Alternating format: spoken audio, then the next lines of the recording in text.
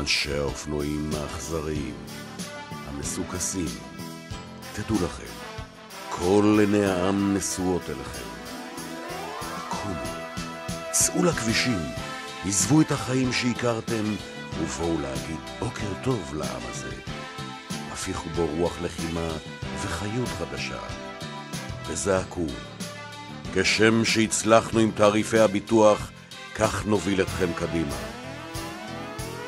כאן, בלשכת הנהלת מועדון הקסטום העברי הראשון, אנו מאחלים לכולכם, לא משנה מאיזו עדה אתם, לא משנה מה צבע עורכם, לא משנה מה מראה חשבון הבנק של אביכם, או עם איזה מועדון אתם עובדים בדרך כלל.